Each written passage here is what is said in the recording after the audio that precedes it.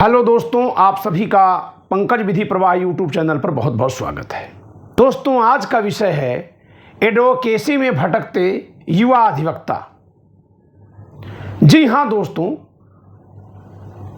मैं कई जगह जब अदालतों में जा रहा हूं, हाई कोर्ट हो या डिस्ट्रिक्ट कोर्ट हो, कंज्यूमर कमीशन हो या डिस्ट्रिक्ट कंज्यूमर कोर्ट हो, तो मैं ये पा रहा हूं कि युवा अधिवक्ता वकालत सीखने के लिए बहुत ज़्यादा झेल रहे हैं। जी हाँ, झेल रहे हैं। संघर्ष करना ठीक है, लेकिन झेलना पड़ रहा है अनावश्यक, ये ठीक नहीं है। पहले तो डेटा से एक बात कह दें कि एलएलबी कंप्लीट करने के बाद अप्रॉक्सीमेटली 80% लॉ ग्रेजुएट्स एडवोकेसी में जाते हैं, यानी बहुत बड़ी संख्या है एडवोकेसी में जाने वालों की। केवल 10% ही जुडिशरी की तैयारी में आते हैं, और उनमें से भी 0.5 या 1% सक्सेस होते हैं, क्योंकि उतनी ही सीट है। तो लॉ ग्रेजुएट्स के लिए सबसे गोल्डन अपॉर्चुनिटी कहां है? एडवोकेसी में। और वहां उन्हें झेलना पड़ जाता है, यानी कि हमारे यंग एडवोकेट्स को बहुत ज़्यादा अनावश्यक संघर्ष करना पड़ता है। आज मैं उनके संघर्ष को कम कैसे किया जाए, झेलने के कारणों को दूर कैसे किया जाए, इस पर चर्चा करने के लिए वीडियो बना रहा हूं। आप सब जानते हैं कि मैं 2003 से जुडिशियल सर्विसेज के लिए कोचिंग दे रहा हूं। इस यूट्यूब चैनल पर आप ओल्डेस्ट वीडियोज में जाइए, फिर आपको मेरे तमाम वीडियो लेक्चर्स मिलेंगे। तो चलिए चलते हैं कि ये एडवोकेट्स को क्यों झेलना पड़ रहा है, इंडिपेंडेंट एडवोकेसी उनके लिए क्यों मुश्किल है, बहुत दूर की कौड़ी बन रही है, इस पर चर्चा करते हैं। सबसे पहली बात कि एडवोकेसी के लिए क्या क्या चाहिए। एडवोकेसी के लिए दो जो बहुत ज़रूरी चीज़ें हैं, उन पर मैं अभी चर्चा नहीं करूंगा। वो दो ज़रूरी चीज़ें क्या हैं कि आपके पास क्लाइंट आए और क्लाइंट से आप फीस ले पाएं। इन दो ज़रूरी चीज़ों को छोड़कर अभी आज से इस पर चर्चा करूंगा। तो इन दो जरूरी चीजों के अलावा एक एडवोकेट में क्या क्या चाहिए। सबसे पहले किसी भी एडवोकेट को जो कोई भी केस उसके सामने आया है उस पर प्रोसीजरल नॉलेज होनी चाहिए। CPC, CrPC, pleading drafting, law of evidence and law of equity, इनका नॉलेज होना ही चाहिए। अब इसका नॉलेज आपके पास अगर नहीं है तो आप चाहे जितने वर्षों सीनियर्स के पीछे दौड़ लीजिए, आप इंडिपेंडेंट एडवोकेसी कभी नहीं कर पाएंगे। फिर आप पूछेंगे सर इनका नॉलेज हम कैसे लें, हम तो ऐसे ही कहीं से एलएलबी कर लिए हैं, और एलएलबी जहां अच्छे से भी होती है वहां सब चीज़ें बताई नहीं जाती, वहां एग्जामिनेशन ओरिएंटेड पढ़ाई होती है। तो उसके लिए मैं एक तरीका बता रहा हूं कि आप पंकज विधि प्रवाह यूट्यूब चैनल पर इसके वीडियोज़ के ऑप्शन में जाइए और ओल्डेस्ट सेलेक्ट करिए।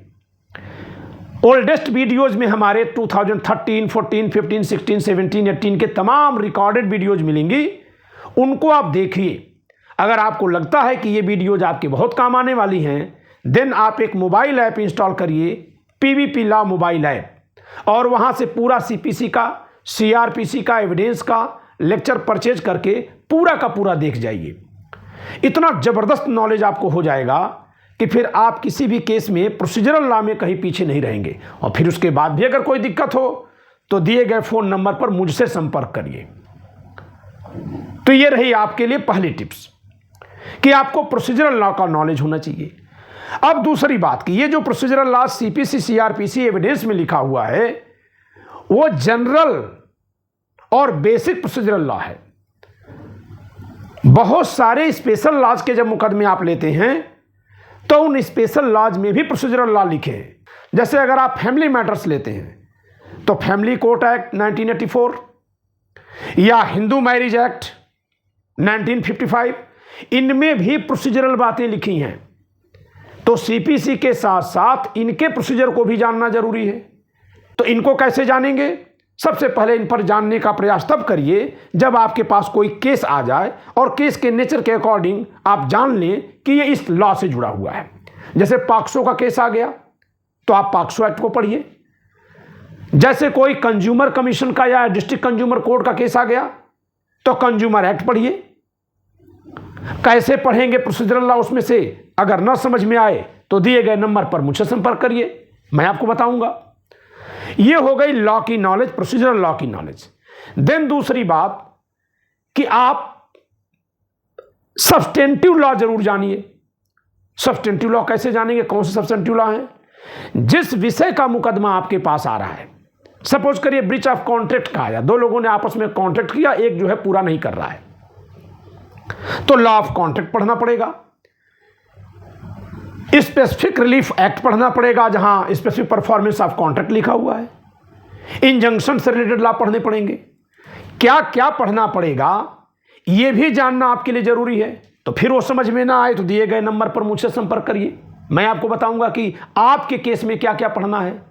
हां, सब कुछ फ्री नहीं रहेगा, क्योंकि मत कुछ फ्री में लीजिए और मत फ्री में दीजिए। ये देश की इकोनॉमी के लिए जरूरी है।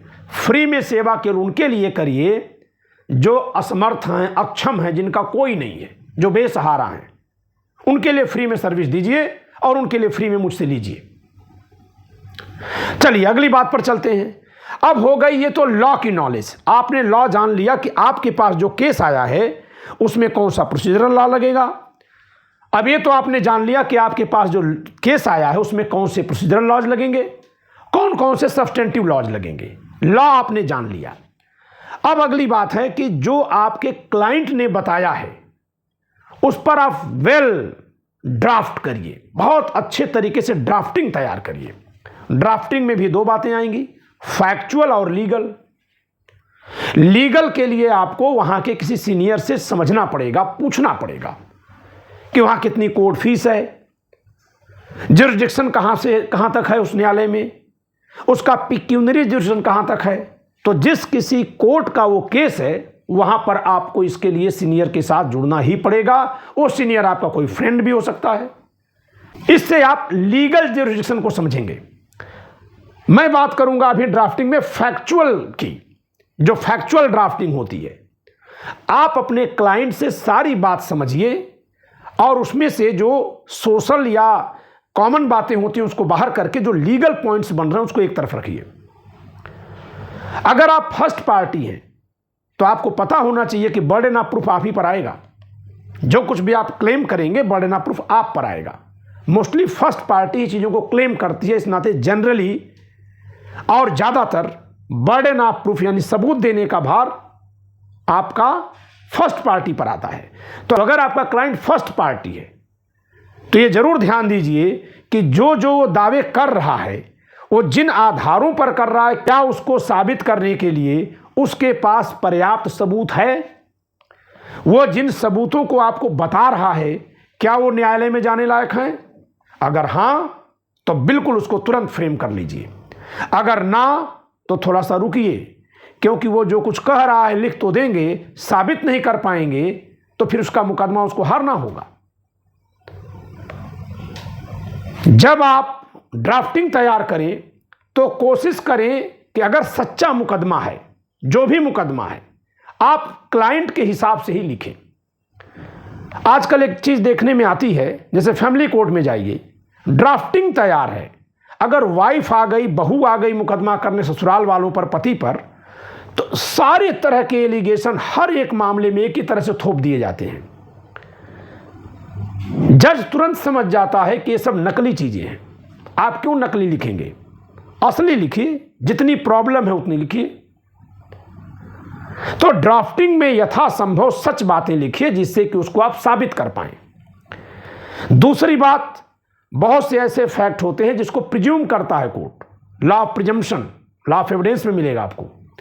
तो अगर कोई प्रिजम्पटिव फैक्ट है, यानी कोई ऐसा तथ्य है उसके पास क्लाइंट के बताने के अनुसार जिस पर न्यायालय आपके पक्ष में प्रिज्यूम करेगा, उस फैक्ट का उल्लेख जरूर कर लीजिए।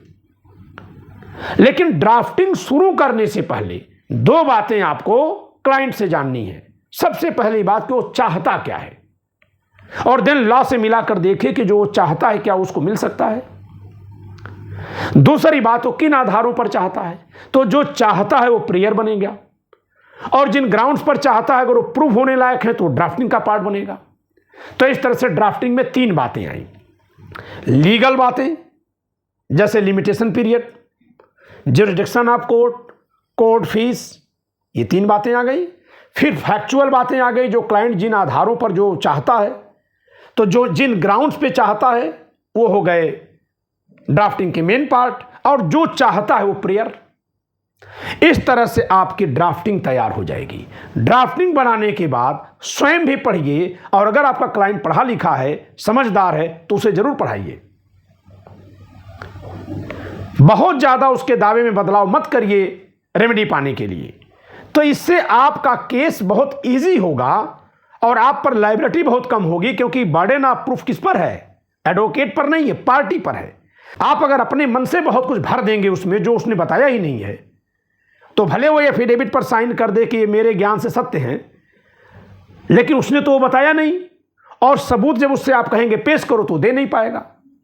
इसलिए वही चीजें मोस्टली लिखिए जो वो बता रहा है कि है, और पहले उसके सबूत ले लीजिए, यानी जांच लीजिए कि जो ये कह रहा है उसके लिए जो सबूत बता रहा है क्या वो पर्याप्त है, जो ये एविडेंस बता रहा है क्या वो प्रूफ बन जाएंगे, सबूत बन जाएंगे। तो इन चीजों का ध्यान रखिए और हमेशा लीगली अपडेट होते रहिए।